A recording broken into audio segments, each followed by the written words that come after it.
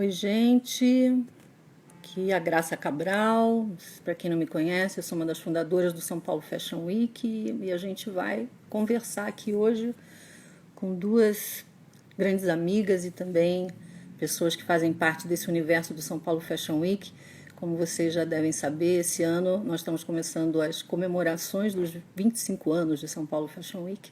A gente sempre falou desse projeto como um projeto de 30 anos para realmente consolidar a moda. E sempre tem alguma coisa para fazer, sempre tem alguma coisa para melhorar, novas pessoas para incorporar. Então é sempre muito dinâmico, muito vivo. E a gente vai, às quartas-feiras, a gente vai estar aqui, eu vou estar aqui, apresentando meus convidados, pessoas que fazem parte desse universo, que falam de criatividade, que falam de mercado, de comportamento, desse futuro incerto, mas que a gente fica tentando enxergar os sinais. Como vocês talvez já tenham visto, o Paulo Borges vai estar apresentando às segundas e sextas, convidados também, estilistas, pessoas também do mercado que passaram, que fazem parte dessa história do São Paulo Fashion Week, e eu vou estar aqui às quartas. Então, espero que vocês estejam aqui com a gente sempre, para a gente acompanhar esses movimentos que estão acontecendo. E hoje a minha convidada é a Isa Deson, e depois eu vou falar com a Luana Genot. Então eu queria apresentar a nossa primeira convidada, que é a Isa Deson. A Isa que faz parte aqui da nossa... Eu estou tentando aqui, eu estou me achando também, viu, gente? Então, uma parceira, já há bastante tempo, há vários anos que a gente já vem fazendo várias colaborações e participando de eventos. Oi, Isa! Oi! Estou estreando aqui nessa mídia, aqui, nessa coisa nova. Estou pedindo aqui, inclusive, um pouco de paciência. Ontem eu fiz um teste à meia-noite e algumas pessoas já entraram, então foi muito legal. Isa, obrigada por você estar aqui. Acho que a gente vai ter uma conversa super legal, que as pessoas vão aproveitar muito. Eu vou te apresentar primeiro. A Isa, ela é especialista em tendências, sócia fundadora da Deson e representante exclusiva da Peclers Brasil para a América Latina. Por 4 anos, a Isa fez parte do time da Peclers Paris lá na França. Ela trabalhava no departamento de pesquisa e futuro Insight, Future Insights, e sempre nos trazia assim uns álbuns maravilhosos com todas as pesquisas que eles faziam por lá e por aqui. Ela leva todos esses insights também do que está acontecendo por aqui para bater, e muita coisa cruza, né, com o que está acontecendo nos outros lugares no mundo. E aqui voltou, quando ela voltou ao Brasil, abriu a filial da Peclers Paris aqui na América Latina. A Isa faz curadorias de eventos, ela ministra cursos na FAAP, no IED aqui de São Paulo, e também faz palestras em vários eventos com a gente já participou dos D. E, bom, eu queria começar dizendo o seguinte, que a gente não pode abrir isso aqui, a gente que fala tanto de futuro e de repente a gente é pego no meio de uma pandemia que para o mundo inteiro e todo mundo se questiona, né? Começa a se questionar e a repensar e a refletir sobre uma série de coisas que vinham no automático, nesse normal que as pessoas ainda têm uma saudade de voltar para esse normal, mas que a gente sabe que são coisas que precisam mudar e serem revistas. Eu queria que você falasse um pouco para a gente agora, nesse momento, como é que você está? Como é que você está nesse tempo todo aí? Como é que você está vivendo esse isolamento? Já vi que seu cabelo está enorme. Eu tô a própria Rapunzel. Bom, primeiro de tudo, muito obrigada pelo convite. Obrigada, São Paulo Fashion Week. Eu estava fazendo as contas, a gente está com uma parceria de 5 anos. E eu não vou começar essa live sem dizer que eu não estaria sentada aqui se eu não tivesse perturbado a Graça há 10 anos atrás, durante o período da minha tese de mestrado, antes de eu trabalhar com tendências. E eu estava estudando o mercado brasileiro e ela me concedeu 2 horas maravilhosas que se tornaram uma parceria, uma amizade, enfim. Então, muito obrigada. Fiquei pensando muito nisso hoje. Antes de vir para cá, como é que eu tô? Eu acho que tô tão confusa e louca quanto todas as outras pessoas, com todos esses sentimentos, esses medos, essas coisas todas. Mas eu tenho, assim, sempre tive um jeito de ser muito proativo, muito otimista, muito viciadão em trabalho, eu também não tenho filhos, então tenho mais tempo para... Tem só o Max que gosta de participar aqui, às vezes deu umas latidos, desculpa. É, mas, então, eu tenho usado esse tempo desde o primeiro momento para pensar, porque eu sempre reclamei de não ter tempo. Eu trabalho desde os 16 anos, que nem uma doida, eu fiz estágio em todas as férias que eu tinha, eu sempre estava nativa, então, de repente, eu falei, bom...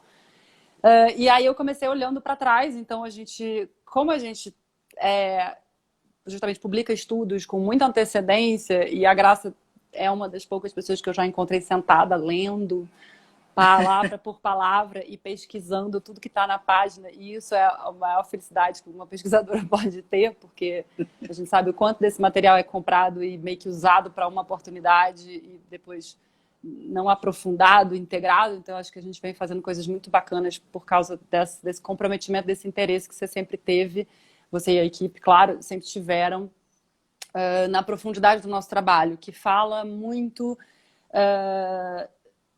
tanto do nosso relacionamento com o outro, do íntimo, do imaginário, do nosso relacionamento com a natureza, e que questiona isso que a gente chamava de normal desde sempre. Sempre foi a nossa premissa conseguir transmitir valores mais humanos em todas as nossas ações, mas obviamente principalmente em estratégia de marca, que é a minha especialidade, né? Trabalhar com marca, com desenvolvimento de produto, com ativação, varejo, enfim, essas coisas, aplicado a isso, né? Meu negócio não sou psicólogo. E dito tudo isso, eu fiz o projeto dos 40 dias, né? Que foi quando a gente começou essa conversa. Isso, falar isso, que você lançou um projeto de 40 dias disruptivos, super interessante, porque você traz ali sinais, né, já de alguns anos que já vinham sendo colocados aí no radar de vocês, e que você trouxe um pouco essas questões para dentro desse momento, e você teve um feedback, né, das pessoas, assim, alguns trends, alguns sinais que você compartilhou, as pessoas acharam que fazia sentido nesse momento, não é isso? Foi uma experiência bem louca, justamente para manter todo mundo são, ocupado, e também para colocar alguma coisa no mundo, porque eu acho que é um momento da gente se doar dentro do que a gente sabe, que a gente pode fazer. Eu trabalho com material muito exclusivo, então foi uma forma da gente conseguir também permitir esse acesso, mais que seja aqui na bolha do Instagram. Então foi muito interessante a gente construir uma jornada louca de 40 dias, onde a gente postou todos os dias. Foi uma equipe maravilhosa que está comigo, que enfim, somos santas pacientes. E foi muito interessante o feedback. Primeiro porque, gerou muito engajamento. Eu tinha um perfil totalmente random, por falta de palavra melhor, né, com misturas pessoais e espontâneas de trabalho e tal, aleatório. E aí a gente começou a ver o quanto que tudo aquilo que a gente vinha olhando, e justamente a vontade de olhar para trás, é porque está todo mundo consumindo a mesma informação. Toda essa informação está escrito pandemia, Covid, coronavírus, palavras que por si só né, não fazem bem para a gente. A repetição delas, principalmente. Então, foi uma forma da gente oferecer um ponto de vista otimista a partir de coisas que a gente já vinha pensando, que a gente já vinha imaginando, né? Não eram novidades. Vocês elencaram ali 10 tendências, né? 10 pontos que vocês selecionaram. A gente colocou, tá no meu highlight, lá nos destaques, e foram os que foram mais likeados, vamos dizer assim, e também o que teve mais ressonância na mídia e tal. Então, foram alguns temas. Eu não sei se você escolheu algum que você queria falar específico, porque são vários. Ou se Não, você... achei que vários realmente ressoam com esse momento, né? O ócio criativo volta com tudo, né? A questão você chamou de preguiça criativa, alguma coisa assim, não lembro direito o nome. Revolucionária. Preguiça revolucionária, a coisa do pensar também. Então, assim, acho que tem alguns movimentos ali que eu consigo enxergar que realmente está acontecendo, né? Eu acho que o que a gente sentiu, de um modo geral, se eu fosse desenhar grandes linhas em volta desses temas que foram destacados, a gente tem uma preocupação grande com o nosso bem-estar e com a nossa saúde mental e com o nosso relacionamento com nós mesmos, porque nós não estivemos nunca tão diante de nós mesmos do que agora. Eu acho que o que mais saiu disparado é a dinâmica do coletivo, essa compreensão de que nós somos um ecossistema e que a gente precisa funcionar como um ecossistema, porque claramente o sistema de pirâmide implode quando acontece uma coisa dessa. A gente também conseguiu falar muito sobre a questão do valor do humano e do valor do criativo, e essa dinâmica de poder na qual a gente vive. E justamente que o criativo ele chegou num lugar, e aí eu acho que é o recado mais interessante que a gente tem para a moda, de ter que criar num ritmo completamente insano, digamos de passagem, inventado pelo mercado, que se retroalimenta no frenesi, e super autodestrutivo, e que a gente, quando para de consumir o excesso, que é o que está acontecendo por motivos, na maioria dos casos, financeiros, literais, econômicos, da gente ter que reavaliar como é que, né, a gente vai se manter, que a gente começa a ver transparecer o que a gente realmente precisa, o que a gente realmente deseja. A gente começa a entrar em contato com isso que é essencial, né? A gente Então... vê o que tem de construção, né? Quanto tudo aquilo, tudo que a gente estava vivendo também tem um pouco da invenção e da construção, isso que você falou, quer dizer, esse ritmo alucinado não era algo imposto pela criação, e sim por um mercado, né? Por um contexto econômico que a gente também está repensando, que a gente também está tendo que olhar e encarar e entender por que precisa ser desse jeito, né? Até a gente está vendo reflexos disso no planeta, a gente está vendo reflexos disso nas pessoas, quer dizer, tem pessoas que estão incomodadas com esse isolamento, de ficar tanto tempo né, nessa situação, mas tem muita gente que está repensando mesmo, né? Eu acho que esse movimento, e você falou muito da força do coletivo, e a gente sempre trabalhou com essa força do coletivo, a gente sempre acreditou nisso, né? A gente teve até há muitos anos atrás, eu não vou lembrar exatamente o ano, a gente ter um dos temas do São Paulo Fashion Week foi a gente faz o coletivo, né? Chamando atenção para o coletivo é feito de gentes, é feito de pessoas, e se cada um se propuser a mudar e repensar, né, ver o mundo com outros olhos, que foi outro tema que a gente trouxe também, eu acho que aí a gente tem condições de realmente fazer a tal da revolução. A revolução é simplesmente a gente repensar aquilo que não serve mais, né? A gente também tem que repensar, de tanto em tanto, acho que o mundo pede isso, né?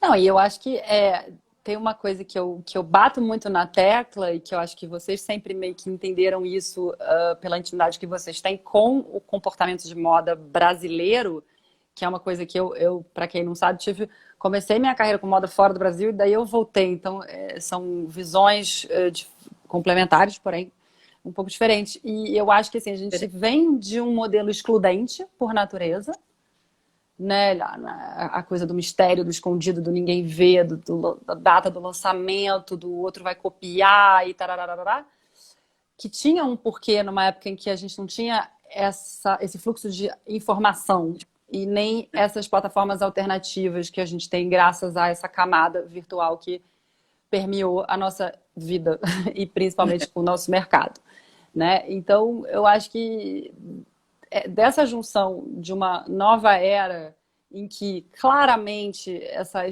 natureza excludente já deixa a desejar em milhares de pontos, sem querer entrar muito, porque também é muito polêmico, mas assim, existe essa sensação de que a gente vai ter que repensar e pegar essa criatividade toda que a gente coloca no produto, que a gente coloca no desfile, que a gente coloca na comunicação e também aplicar ela para os nossos modelos de negócio, nossos modelos de produção e nossos processos criativos estruturalmente, né? Porque é muito capital criativo, não há nada que o universo da inovação, como se diz, tenha captado mais hoje do que os criativos para irem lá e falar, não, calma, repensa isso aqui, você está pensando...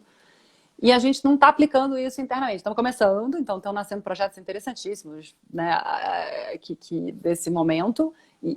Mas eu acho que é isso. Como que a gente vira esse olhar criativo para dentro e olha, opa, peraí, eu não sou dependente desse fluxo aonde existe um crescimento exponencial, o que não é sustentável no sentido de não se sustenta mesmo, né?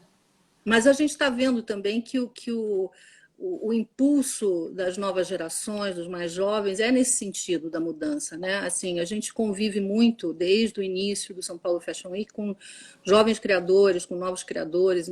Fizemos, inclusive, o projeto Hotspot, que foi uma incubadora de moda com novos talentos, e a gente já percebia que ali tinha uma outra forma de trabalhar, mais colaborativo, de mais confiança, de mais parceria, muito menos aquele modelo que era um modelo antigo das gerações anteriores, né? Muito segredo, de esconder tudo, enfim, um medo de que o outro soubesse o que você está fazendo. E a gente vê que as novas gerações é completamente diferente. Primeiro, o trabalho é muito mais horizontal, não tem essa hierarquia, e a gente tem uma mais confiança, né, para colaborar, porque colaborar é isso, é você confiar no outro, confiar que você pode juntar talentos e dali pode sair uma coisa muito melhor e muito mais. E você fala muito nas suas falas, depois eu quero que você fale um pouquinho mais dessas tendências aí dos 40 dias disruptivos que você acabou passando assim por alto, mas uma das coisas que você fala muito, e a gente que fala bastante sobre economia criativa e novas economias, a gente vê no concreto, no dia a dia, a gente vê que cada vez mais a gente está indo para uma economia afetiva, para uma economia da emoção. Você fala muito da economia da emoção. Conta um pouquinho sobre isso. A economia da emoção é um estudo que tem 3 anos e quando começou o isolamento, as meninas do meu time falaram, a gente tem que falar da economia da emoção. E eu falei, gente, de novo, peraí, calma. E é impressionante o quanto que esse estudo ainda toca as pessoas, porque, bom, primeiro porque ele é muito verdadeiro, você já viu bastante. Quem quiser ver, tem um TED no YouTube sobre isso, com um pedacinho da pesquisa.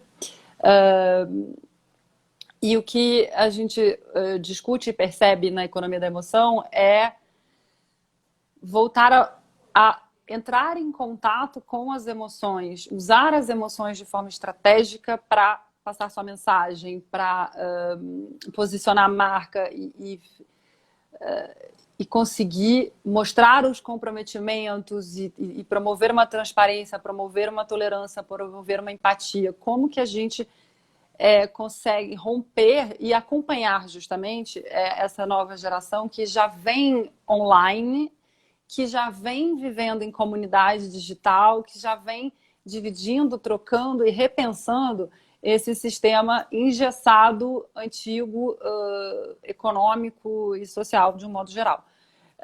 Então, o que a gente começa a perceber que é muito interessante dentro disso é que são campanhas que acabam, são ações e pensamentos e estratégias que acabam tocando todo mundo. Então, eu estava ontem, segunda e terça, eu fiz 2 aulas para um grupo de, no total, umas 40 pessoas, é o mesmo grupo, mas a gente quebrou, totalmente diferentes, empresas e tal, e todas as pessoas, a maioria das pessoas saíram de lá falando sobre aquilo, porque quando a gente fala do emocional dentro de um mundo que se tornou completamente racional, dentro de um mundo que se tornou completamente não só rígido, mas um pouco fake mesmo, né? Fake news, fake fotos, né? fake vida online, a gente atravessa um pouco e a gente volta a dar sentido para os nossos negócios, a sentido para o nosso trabalho, sentido até para o criativo. Por que a gente cria? Que vontade é essa que é inata de fazer coisas, né?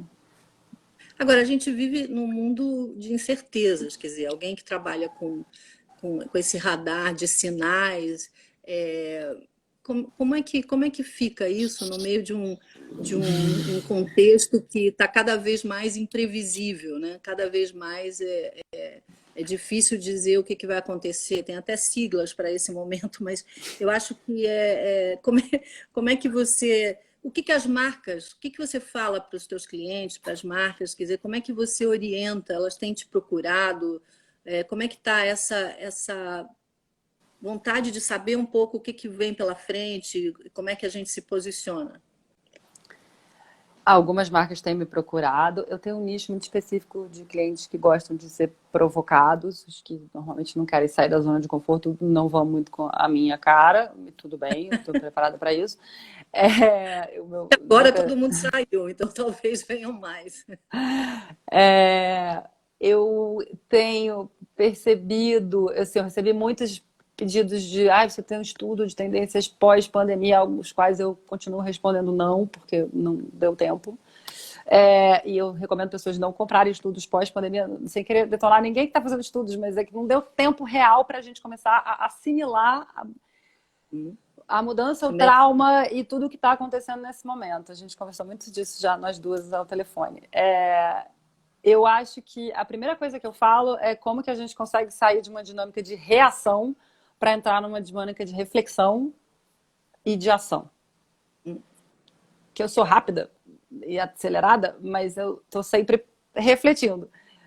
Eu tento sempre me questionar se eu estou agindo ou se eu estou reagindo na vida, mas principalmente no profissional e no público. Então isso é uma coisa que assim, é muito simples, mas é muito poderoso se isso é incorporado, né? O exemplo máximo, só porque eu estava falando dele agora, é o Alessandro Michele da Gucci, que falou, não, peraí que eu vou pensar, entendeu?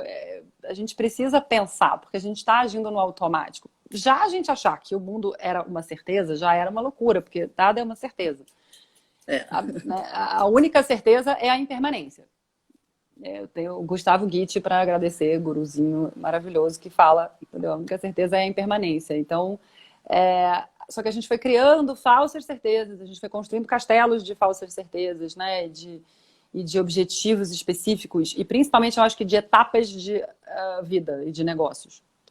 Então, para os meus clientes, eu tenho tentado fazer com que eles repensassem os famosos KPIs. O que é o medidor de sucesso da sua empresa? Né? O que você quer dizer com isso? Como que a gente pode aplicar essa criatividade internamente e como que a gente pode parar de reagir? Eu acho que esses são os primeiros grandes pensamentos. Daí, eu tendo a lembrar todo mundo que, e eu tenho repetido isso muito, a pandemia, ela é uma lente de aumento em cima de questões que já existem, não tem nada de novo. Eu falo sobre desde detox digital, mindfulness, né, consciência plena e meditação, até Black Lives Matter, feminismo e economia colaborativa há 10 anos. Que é o tempo que eu estou fazendo pesquisa. Né? Então, eu acho que as primeiras dicas que eu tenho são essas, e fica para todo mundo que tiver empresas aí. Não sei se tem alguma pergunta.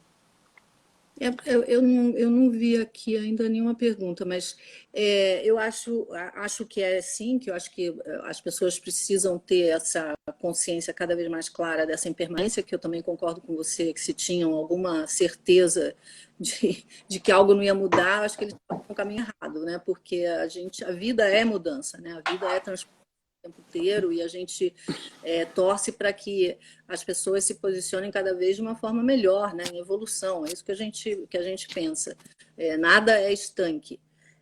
E nesse movimento de construir um futuro que a gente está construindo agora, quer dizer, a gente está no dia a dia fazendo acontecer o que vai ser daqui para frente. Então não adianta ficar achando que vai vir um futuro e vai desembarcar aqui na nossa frente. Quem faz o futuro somos nós, aqui, agora, né? A gente está construindo isso a cada dia com as nossas ações. E com as nossas reflexões, e com as nossas revisões, e fazer de novo. É assim que é a vida, e que a gente aprende dessa maneira. Nesse sentido, você, no meio dessa história toda, você acha que muitas crises e pós-crises e etc e tal, e muito desencontro nas falas, você não acha que isso pesa bastante sobre o nível de confiança das pessoas? Porque eu acho que confiança é fundamental para construir alguma coisa. Quem dirá o futuro, né? Se você não confia, você não consegue nem sair, dar o primeiro passo. Como é que você vê essa questão da confiança? Vivemos em uma época muito complexa, diante da dinâmica da confiança em muitos sentidos, pessoais, políticos, sociais, enfim, né, até informativos. O que eu acho que a gente precisa se questionar, eu uso esse exemplo sempre, se você me corrija, se eu chegasse para você há talvez você que é muito trendsetter não seja um bom exemplo, mas se eu chegasse para sua mãe e falasse assim, tá aqui, você quer uma manteiga, ela ia pegar a manteiga e passar no pão. Hoje, quando você conversa com os jovens mais alertas de todos, você entrega uma manteiga, ele vai ler o rótulo, ele vai pesquisar a marca, ele quer saber de onde veio, aí ele vai ver um ingrediente que ele não sabe o quê. Esse é o nível de desconfiança que nós chegamos. Sim. Dá para ver isso no supermercado acontecendo já. E a Uhum. mulherada que não quer tirar o óculos, tira uma foto e aumenta, que eu sei.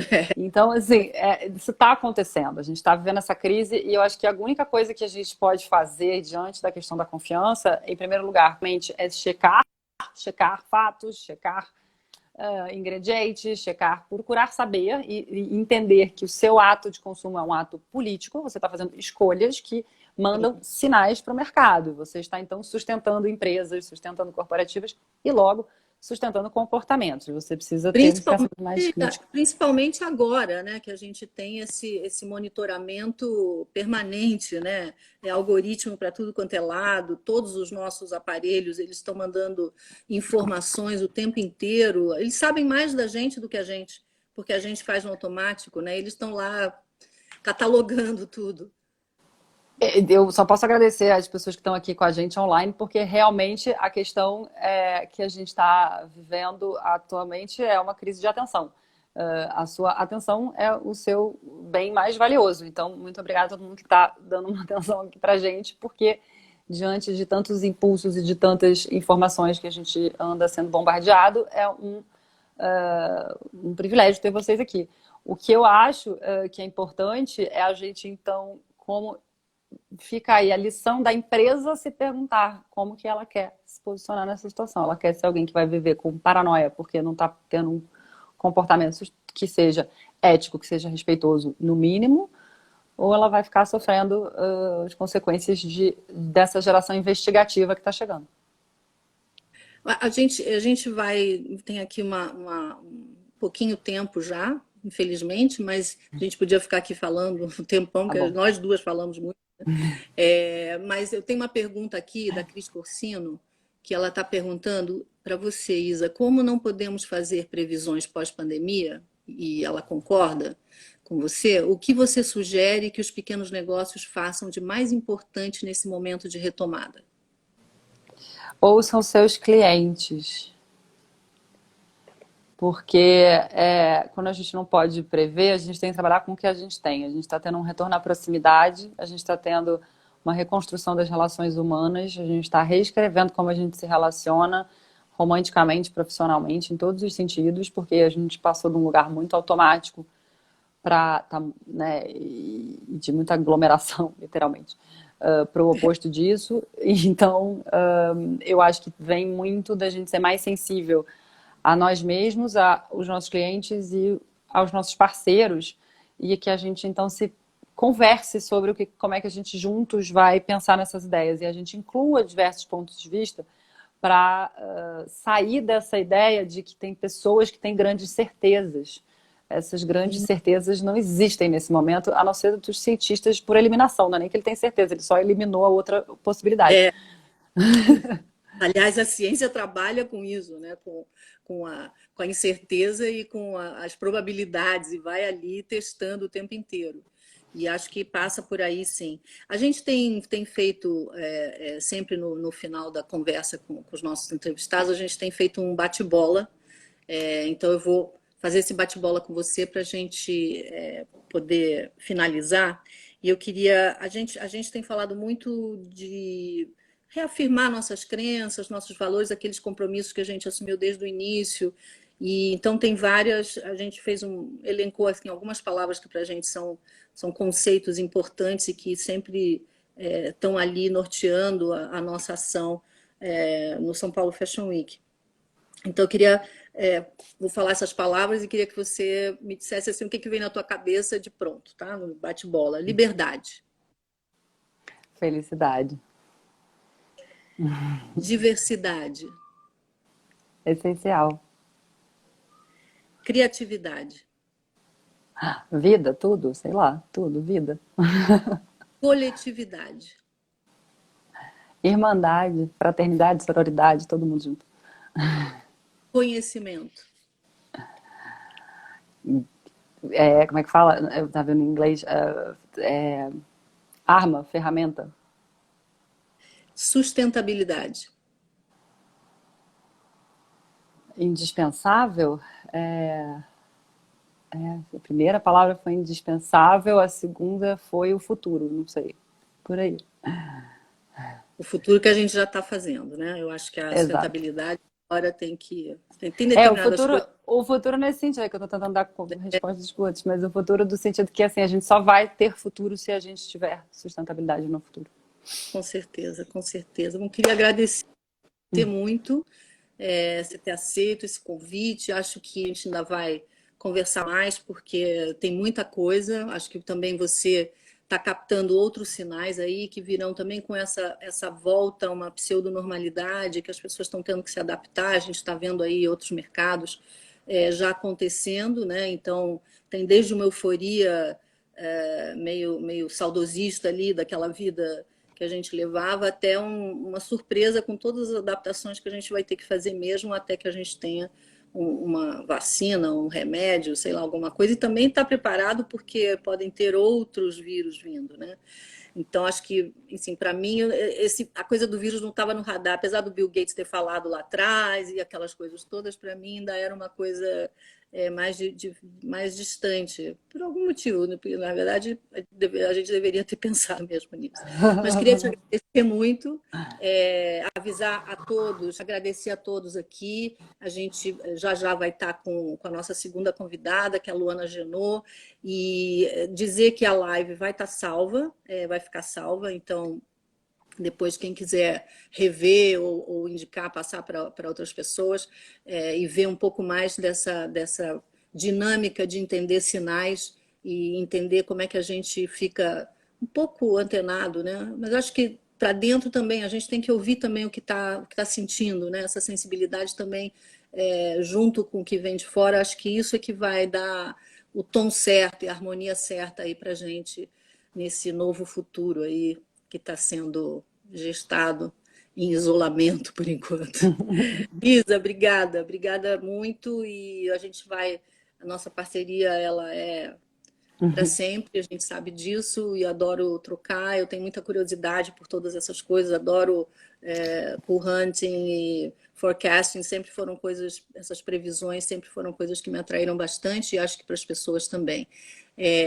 Obrigada, vou pedir para você encerrar, que a gente vai chamar a nossa próxima convidada. Beijo grande. Obrigada a todos e fiquem bem, stay safe. Com certeza. Ficar bem é a palavra de ordem, tentar pelo menos, né, gente? Porque mesmo isolados, e a gente sabe que a gente está fazendo esse isolamento da melhor maneira possível, mas a gente também dentro de casa, isolados, a gente acorda. Eu sempre tenho dias melhores e dias piores, né? Acho que para todo mundo. Então, ficar bem é uma palavra. Olha, acho que a Luana já está aqui, vamos ver. Onde está? Tem que apertar aqui alguma coisa, mas ele não está indo.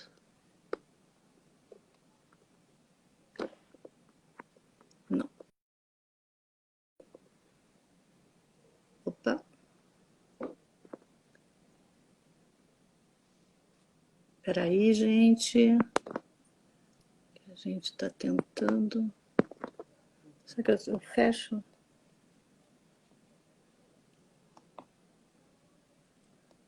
Estou tentando aceitar aqui a Luana, gente. Espera aí que eu já voltei, agora precisa... Acho que agora vai.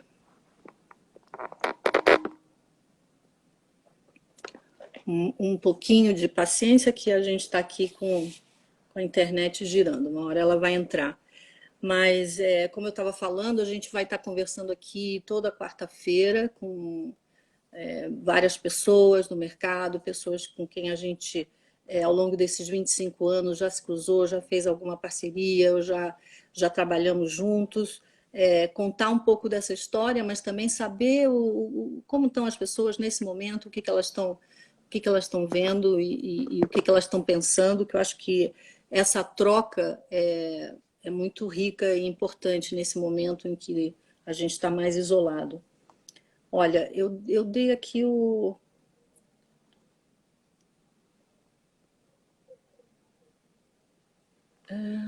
vamos lá, tá aqui, Luana.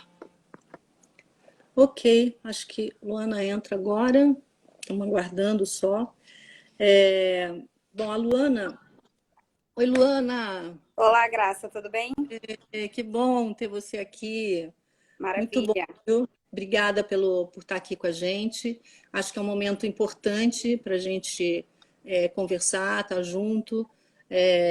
A Luana é uma pessoa que a gente admira muito pelo compromisso que ela tem e pela força mesmo que ela coloca, né, numa causa que todos nós temos que nos envolver, não é, é uma questão de responsabilidade de todos. E a Luana, acho que foi em 2016, Luana, que você O teve quê? com a gente. No São Paulo Fashion 2000, Week para falar sobre a campanha? isso, quando a Acho gente que foi 2017, algo assim. 2000 2017, mais ou menos. Bom, deixa eu Sim. só apresentar a Luana antes de entrar nisso. A Luana Genot é fundadora e diretora executiva do IDBR, Instituto de Identidade do Brasil. Ela é responsável pelo desenvolvimento e expansão do Instituto, autora do livro Sim à Igualdade Racial, que também dá nome à campanha. E você é publicitária, né? Formada em publicidade e Publicitária. marketing pela PUC-Rio e pela University of Wisconsin, em Madison. Lá ela se especializou em pesquisa na área de raça, etnia e mídia. É mestre e pesquisadora em relações étnico-raciais pelo Cefet Rio e tem pós-graduação, ou está cursando, não sei bem direito, pós-graduação em marketing e comunicação pelo IED Rio, não é isso? Sim, nós já concluí. Então tem a pós-graduação e também atua como palestrante, gestora de projetos sobre raça e etnia, equidade de gênero e empreendedorismo em vários estados do Brasil e em países como Estados Unidos e França. E Luana foi selecionada como delegada da ONU durante a Conferência Mundial sobre Juventude, que foi realizada no Sri Lanka em 2014. E lá atrás foi modelo publicitária e modelo de passarela. Luana, está aqui comigo? Tá. Tô aqui, tô Luana. aqui. Bom, eu vou contar essa história daqui a pouco, mas como é que está sendo para você essa questão da pandemia? Você está em isolamento também? E como é que você está vivendo tudo isso? Tô em isolamento completo, assim, saindo algumas vezes, óbvio, para ir no mercado, comprar as fraldas da minha filha. Eu tenho uma filha de 2 anos, então não tem muito como evitar a rua, né? Coisa de criança acaba muito rápido. Mas Sim, eu sempre vou para um bate-volta, né? E eu acho que a pandemia, obviamente, tem todos os seus ônus, mas assim, já vou trazendo aqui como bônus, eu tenho sido bastante disciplinada, né? A, em tentar manter o isolamento, mas sempre combinar as minhas saídas com algum tipo de exercício físico. Então, para ir no mercado, eu tento dar a volta maior para poder justamente me exercitar, ou eu vou correndo, ela vai correndo no carrinho comigo, meu marido também. Então, a gente está bem regrado, assim, coisa que era super desregrada, agora ficou mais regrada. Mas, fora isso, assim, obviamente, eu sinto falta de todo o calor humano, sinto falta de fazer os meus voos aí para São Paulo, né? Eu tô com base aqui no Rio, de rever os amigos, né? Para além das reuniões, eu acho que isso sim a pandemia tirou. E, obviamente, todo o cenário caótico que a pandemia trouxe é também um ônus, por mais que eu não tenha sido afetada diretamente, mas, obviamente, eu me sinto absolutamente parte disso, né? Então, todas as vidas que foram perdidas, eu acho que a gente também precisa se responsabilizar em determinada maneira a lutar por uma sociedade mais justa e igualitária em nome dessas vidas perdidas. E isso também é minha causa. com certeza. E a gente está vivendo uma crise que não é só de saúde, não é só sanitária, né? Uma crise que é econômica, social. E como a gente já falou aqui na primeira, com a Isa, no primeira meia hora, nada do que a gente está vendo hoje, nenhuma das questões que estão surgindo são novas, né, Luana? São questões que estão aí há muito tempo e que eu acho que a pandemia só colocou uma lente de aumento, né? Mostrou as fragilidades, as vulnerabilidades e coisas que, na verdade, não dá mais para continuar achando que é normal, achando que pode continuar e levando desse jeito. Eu acho, para mim, em particular, eu tenho uma sensação muito de bastas, sabe? Chega, tem coisas que não dá mais para conviver. E acho que vai depender muito do esforço de cada um individualmente, de todos juntos no coletivo também, mas cada um faz esse coletivo para que as mudanças venham. Nesse contexto, a gente está vendo aí surgir não só a questão das desigualdades socioeconômicas brutais que a gente tem no mundo inteiro, no Brasil em particular, muito, muito grave, e a gente vê também surgir a questão racial com força total, questões que a gente já vinha discutindo há muito tempo e que não pode ser deixado de lado. Eu lembrava que em 2017, quando você esteve com a gente para lançar a campanha do Sim à Igualdade Racial aqui em São Paulo e dentro do São Paulo Fashion Week, eu lembro que me chamou muito a atenção a tua energia, né? A tua energia de compromisso de fazer essa transformação e de levar para mais pessoas, não fora do âmbito normal de ativismo, etc. e tal, mas dentro das empresas, dentro dos espaços onde essas questões nem chegavam, né, numa discussão mais profunda sobre isso. Então, queria um pouco que você nos falasse um pouco onde está, em que momento a gente está. Isso avançou? Porque você trouxe, inclusive, eu lembro que tinha um jogo que era maravilhoso, que a gente queria muito até que acontecesse dentro do São Paulo Fashion Week, um jogo mostrando exatamente essa questão de que o ponto de chegada não é o mais importante, o importante é o ponto de partida, porque se o ponto de partida de onde você sai, ele é totalmente diferente de uma pessoa para outra, o teu ponto de chegada também vai ser diferente ou vai demandar um esforço distinto, né? E a gente vê que muitas vezes se tem esse discurso da meritocracia sem levar em conta os contextos que a gente vive. Então, essas coisas não podem ser ignoradas. E aí eu falo no geral, porque eu acho que a questão racial ela tem várias intersecções, né? Acho que tem a questão socioeconômica, que é uma desigualdade socioeconômica estrutural também, e a gente tem toda a questão também de gênero. Se a gente for cruzar, ainda entra na questão de gênero, né? Então, queria que você falasse um pouco como é que está isso, como é que andou, você anda muito com as empresas, isso tem melhorado, tem uma abertura maior? Eu queria ligar essa reflexão, né, de como está hoje essa discussão sobre igualdade racial nas empresas, né, com o que a gente estava falando anteriormente sobre a pandemia, né? Aqui eu trago uma reflexão que eu considero muito curiosa, que bem no início da pandemia, as pessoas diziam, somos todos iguais, estamos todos no mesmo barco. E desde o princípio, assim, a primeira coisa que eu fiz em reação a esse tipo de pensamento, né? Obviamente respeitando os pontos de vista de cada um, mas dizendo, gente, a gente não está no mesmo barco. Nós estamos num mesmo maremoto, né? Porque fomos pegos, de certa forma, de surpresa, mas nem tanto, como você falou, Bill Gates já falava sobre isso, uma série de pessoas já falavam sobre pandemias, e pandemias também não são algo novo no universo, né? Então, já teve a gripe espanhola e tantas outras, mas, enfim, a gente foi pego de surpresa pelo momento do agora, a gente não estava esperando isso agora. E, obviamente, quem estava no iate de luxo, assim, tinha muito mais chance de sobreviver, apesar de estar num maremoto, né? Enfim, correndo risco de vida, porque afinal é uma doença que pode acometer qualquer pessoa que seja humana, né? Que tenha órgãos, enfim, que respire. Mas, obviamente, se você tem uma UTI a seu dispor e você pode ter acesso a um plano de saúde privado, é muito mais fácil você conseguir você ter mais chances de sobrevida do que se você tá ali dependente do SUS e, enfim, de toda a ocupação e tudo isso.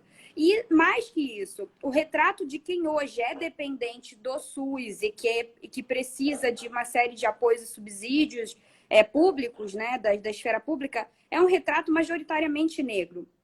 Só que a gente não quer falar sobre isso. A gente só quer colocar classe, porque é mais cômodo e faz com que a gente evite um assunto que é muito, muito sensível, que a gente tem varrido para debaixo do tapete aí há, no mínimo, 500 anos, né? Para mais de 500 anos. Então, quando a gente começou a racializar esses dados, as pessoas ficavam, não é possível, todos são iguais nesse momento, vamos falar de vida, vamos falar de pandemia. E daí, com o tempo, a gente foi percebendo que essa pandemia, né, os mais afetados tinham cor. E a gente foi pleiteando enquanto instituto, né? Eu dirijo o Instituto de Identidade do Brasil, como você mesma colocou. A gente foi colocando ali que era muito importante racializar esses dados, né? Obviamente, com todas as intersecções, raça e gênero, enfim, colocar, enfim, todo tipo de intersecção possível, pelo menos para este tipo de episódio, né? E aí, aos poucos, isso foi passando e esses dados foram surgindo, né? O próprio Ministério da Saúde, algumas secretarias de saúde colocaram que os mais afetados pela pandemia, em termos de letalidade, eram da população negra, né? Quando a gente pega, por exemplo, o índice de letalidade aí em São Paulo, por exemplo, na Brasilândia versus no Itaim, e quem é que está morrendo, na verdade, são os negros, né, na pandemia, até por conta de, aí transplantando isso para o mercado de trabalho, somos nós negros que estamos na grande maioria dos cargos mais operacionais, e esses cargos operacionais te fazem ter que sair de casa, ou estamos na informalidade, e a informalidade também te faz sair de casa, ainda que seja para pegar o Corona Voucher, enfim, ou para vender salgadinhos na rua, porque o seu dinheiro acabou em casa e você não tem que botar na sua geladeira, na sua mesa. Então, esses dados da sociedade, eles têm cor e raça. Só que a gente acha que não, a gente acha que é só social e não é, né? Então, para além do social, é importante que a gente comece a enxergar os dados e os nossos relacionamentos como racializados. E aí, em relação especificamente às empresas, eu queria trazer também uma reflexão, né? Quando a gente passou pelo coronavírus, e está passando, né? Obviamente, mas logo no inicinho também, nasceram várias iniciativas privadas para o combate ao coronavírus, obviamente com muita propriedade e muita necessidade e oportunidade para agir. Necessidade total e oportunidade. Agora, justamente fruto de um coronavírus, que foi o que levou George Floyd à fila, né, do acesso enfim, a benefícios para poder conseguir se suprir, se nutrir, né? Porque ele era um homem que foi demitido, né? E virou segurança e precisou ter ali um voucher para poder se manter, enfim, e foi fruto também da pandemia, né? Desse esvaziamento econômico provocado pela pandemia. A gente viu quem é que foi mais afetado globalmente, né? Pelo menos Estados Unidos e Brasil. Mas, por exemplo, no início da pandemia, as empresas começaram a soltar verbas e tal para a questão do coronavírus, para montar hospitais, para os EPIs, enfim. Eclodiu o George Floyd. A gente tem um homem negro que foi ali asfixiado por um policial, coisa essa que acontece aqui no Brasil a cada 23 minutos, né? Não por asfixia, mas por tantas outras frentes. A cada 23 minutos, um homem negro, um jovem negro morre por vítima de violência. E a gente só olha isso quando vem de fora, né? Quando vem de fora para dentro, uau, mas isso acontece já há muito tempo. Por aqui, né? E com muito mais escala, né? Aqui quase 20 vezes mais que nos Estados Unidos. Aqui quase 20 vezes mais que nos Estados Unidos. Só que quando esse homem morre, e isso é gravado, filmado, isso causa uma repercussão global disso, cadê as empresas fazendo campanha e botando doação e investimento em instituições negras para combate ao racismo institucional? Eu até agora não vi nenhuma empresa fazer esse tipo de frente. Então, só para te dar um pouco de um panorama um pouco mais geral, as empresas ainda lucram com o racismo. Essa é a verdade, né? Então, só estou te dando um pouco de um panorama mais frio e vou te dar um panorama um pouco mais esperançoso.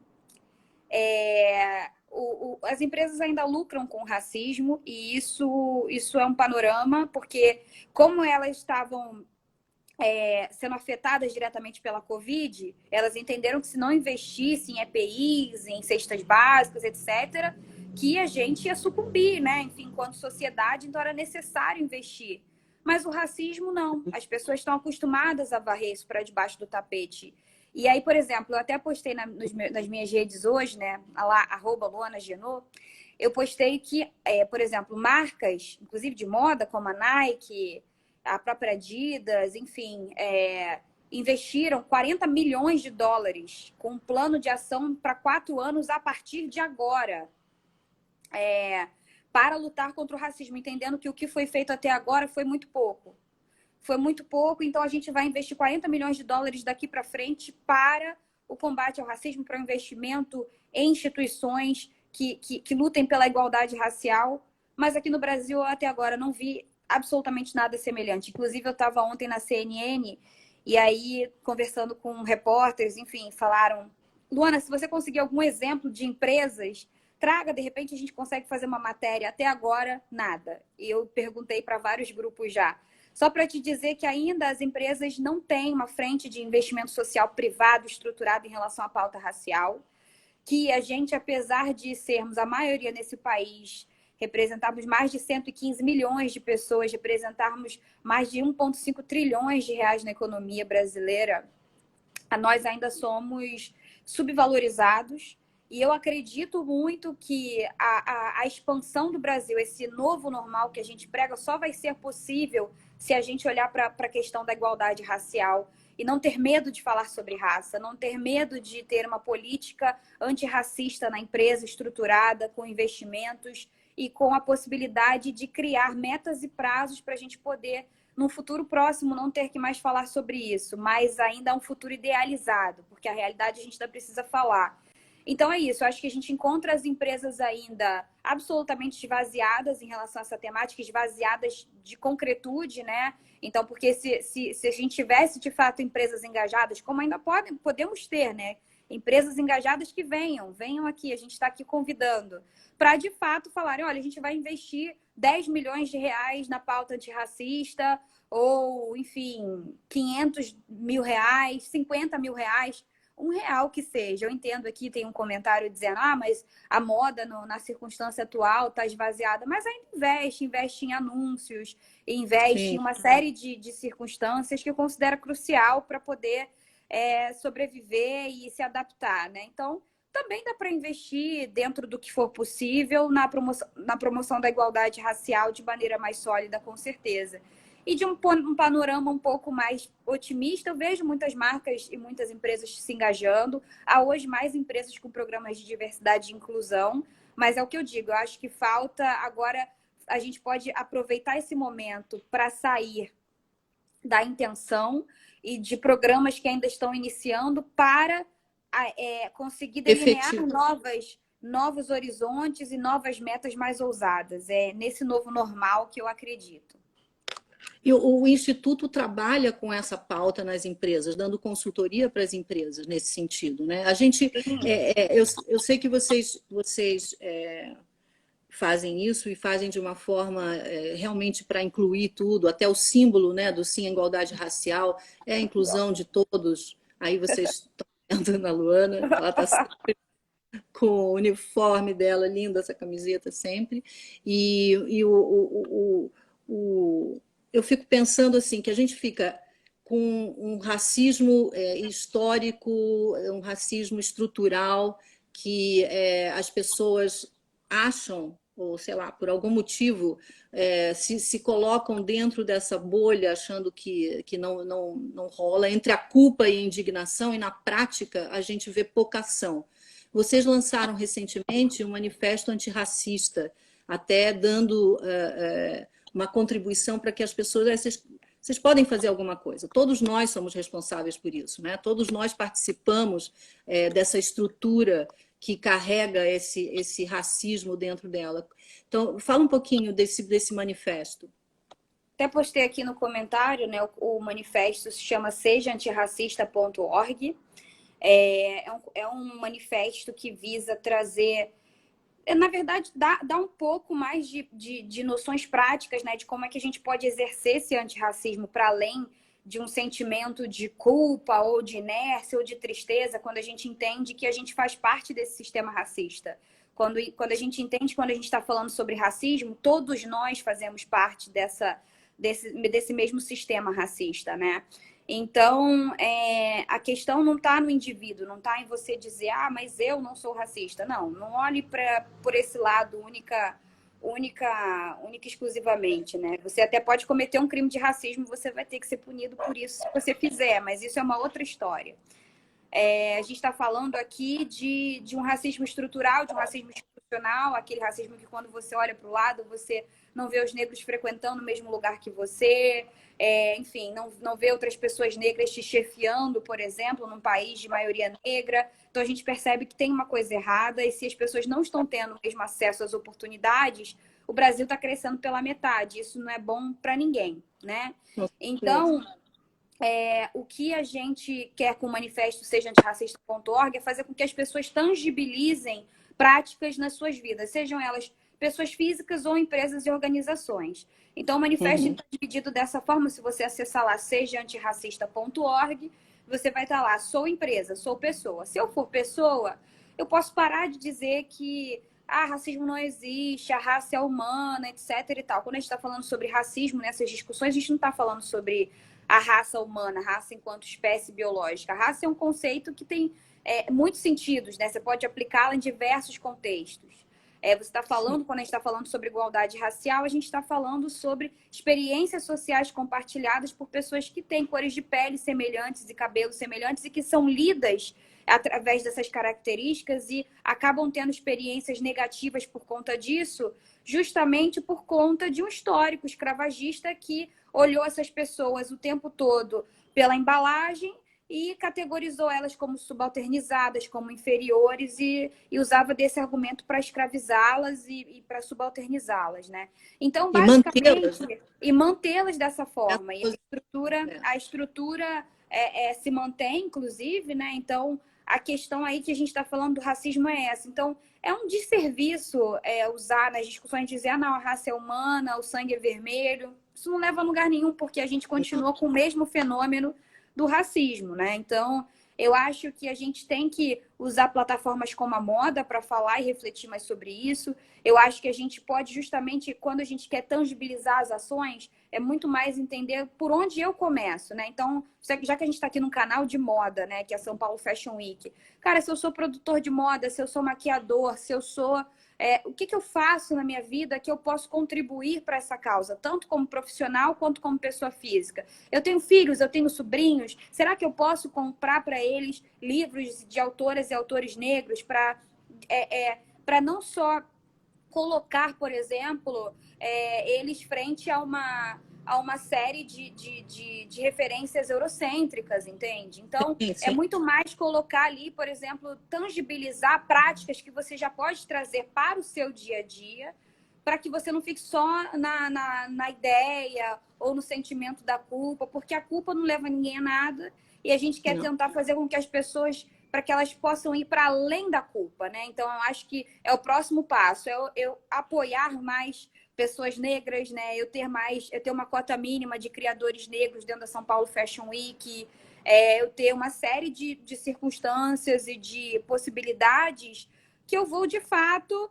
fazer com que essa estrutura ela mude para melhor, né? E propositivamente, afirmativamente. Eu acho que a gente não tem que ter medo dos números, eu acho que a gente não tem que ter medo de ser afirmativo e dizer, não, a gente precisa, sim, construir algo maior daqui para frente. Se eu tenho 3 criadores hoje, eu preciso ter 10 até a próxima edição, né? Então, acho que são coisas desse tipo, que a gente pode já traçar como planos de ações concretos e efetivos para poder, cada um de nós, dentro do que for possível, transformar a realidade e ser antirracista na prática. Com certeza, eu acho que todos nós podemos começar. Eu acho que, como a Luana falou, primeiro tem muitos autores, hoje em dia é algo que você, em qualquer lugar, tem listas tem o livro da Luana, assim, a igualdade racial, e além de contar a história dela, tem vários depoimentos e ela traça todo esse caminho. Então, olha aí, Djamila Ribeiro, acho que tem vários autores, Joyce Bert, vários autores, várias formas da gente ganhar mais conhecimento sobre o assunto. E eu falo, assim, do ponto de vista meu pessoal, acho que como abre, quando a gente conversa e consegue entender melhor outros pontos de vista.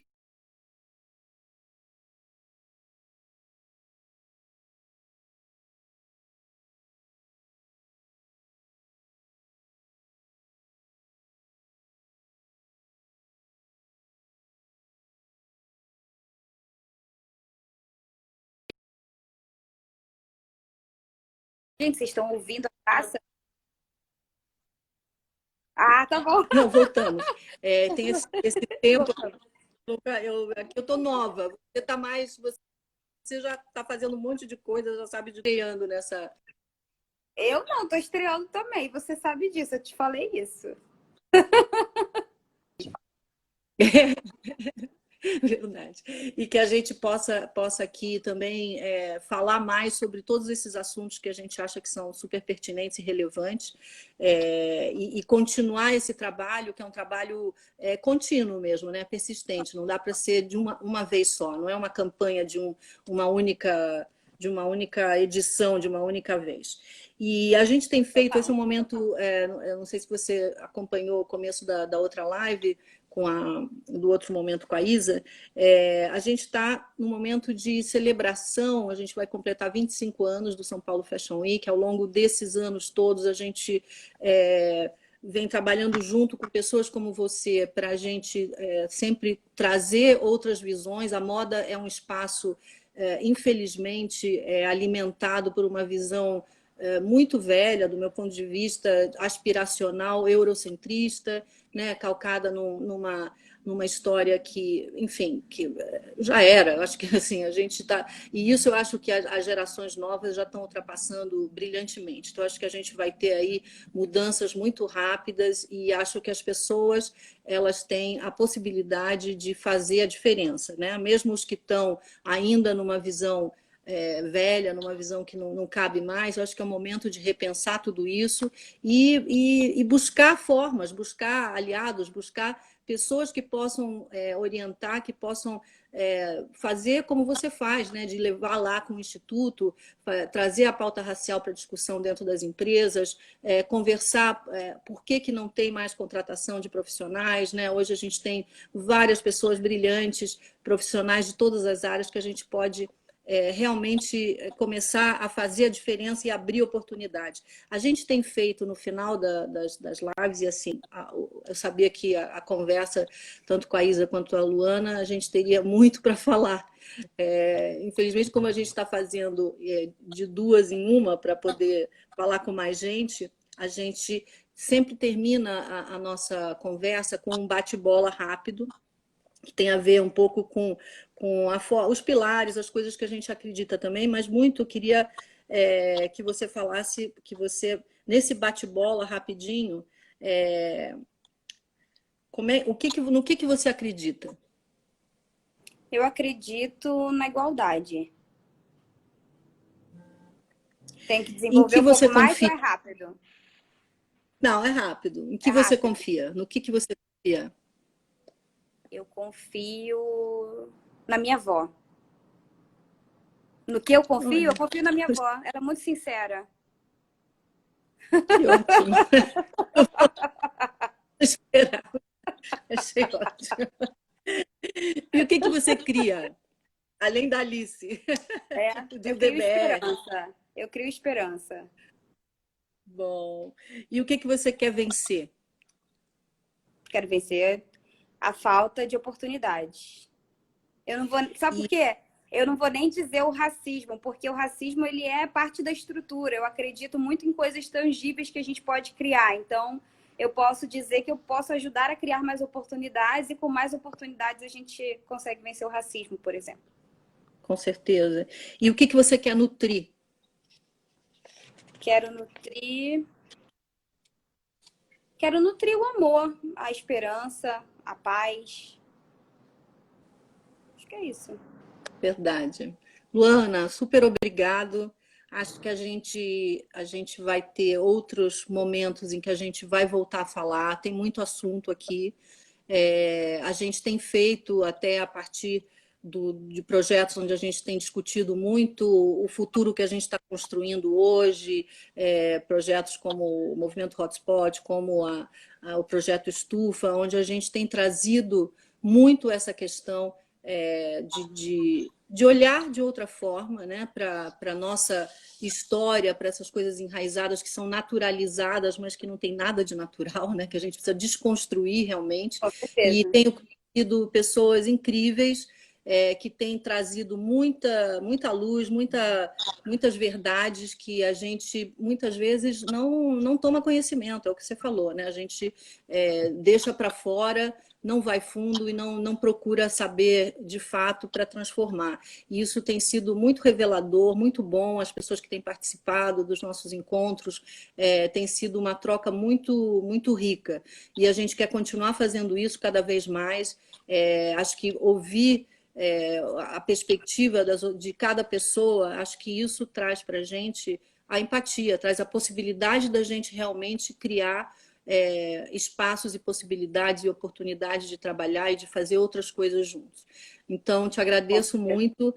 Acho que esse é um momento super importante de transformação. Acho que é um momento onde, por mais que sejam temas e questões que a gente vem vendo e ouvindo e lidando há muito tempo, acho que é um momento de um marco, eu diria assim, né? Por mais que as pessoas estejam ansiosas para voltar ao normal, porque na verdade elas se sentem seguras com aquilo que é conhecido, eu acho que está na hora da gente ver o que não serve mais, sabe? O que não dá mais para ouvir. Tem assuntos Com que não dá certeza. mais para ouvir, tem questões que precisam ser resolvidas, e a gente não pode ficar sob a pauta, a égide dos governos. A gente é o governo, a gente nós temos que trazer as pautas, sabe? As pautas que são relevantes, as pautas que nesse momento a gente não pode mais compactuar com fechar os olhos.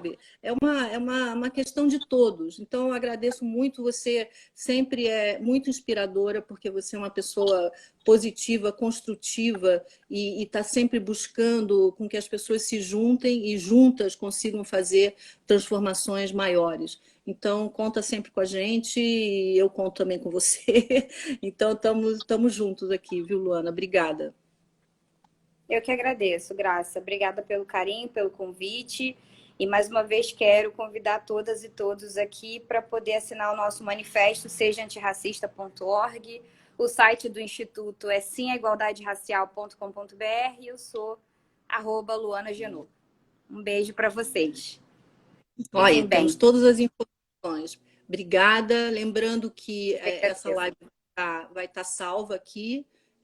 Então, quem quiser rever ou quiser passar para alguém para ver, vai ser bacana. Acho que são duas pessoas incríveis que a gente conversou hoje, vão ter outras. Então, toda quarta-feira eu vou estar aqui com vocês, com convidados como a Luana, como a Isa, para a gente discutir temas que estão sempre no nosso radar, estão sempre ali, que a gente busca, pelo menos procura trazer essas informações, conscientizar e trabalhar juntos para realmente obter conseguir chegar a uma transformação. Obrigada a Eu que todos agradeço. e espero vocês numa próxima. Tchau, obrigada.